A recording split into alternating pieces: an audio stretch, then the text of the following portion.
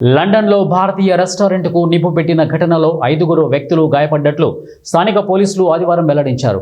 ఈ ఘటనకు సంబంధించి ఓ టీనేజర్తో పాటు మరో వ్యక్తిని అదుపులోకి తీసుకున్నట్టు చెప్పారు. తూర్పు లండన్లోని ఫుడ్ ఫోర్ట్ అవెన్యూలో గల ఇండియన్ అరోమా అనే రెస్టారెంట్పై ఈ దాడి జరిగిందని చెప్పారు. దుండగులు రెస్టారెంట్లో నిప్పు రాజేస్తున్న ఘటన తాలూకు వీడియో కూడా నెట్టింట వైరల్గా మారింది. గత శుక్రవారం రాత్రి 9 గంటల సమయంలో రెస్టారెంట్ కస్టమర్లతో కిటకిటలాడుతున్న సమయంలో ఈ దాడి జరిగింది.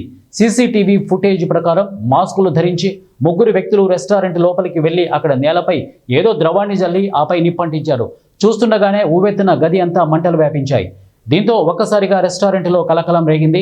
సిబ్బంది కస్టమర్లు ఏం జరుగుతుందో అర్థం కాక బెదిరిపోయారు. ప్రాణాలు కాపాడుకునేందుకు బయటకు పరుగులు తీశారు.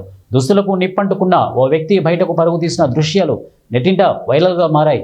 ఈ ఘటనలో 3 మహిళలు 2 పురుషులకు కాలిన గాయాలు అయినట్టు తెలిసింది. సమాచారం అందిన వెంటనే అక్కడకు చేరుకున్న పారా మెడికల్ సిబ్బంది బాధితులకు ప్రాథమిక చికిత్స చేశాక సమీప ఆసుపత్రికి తరలించారు.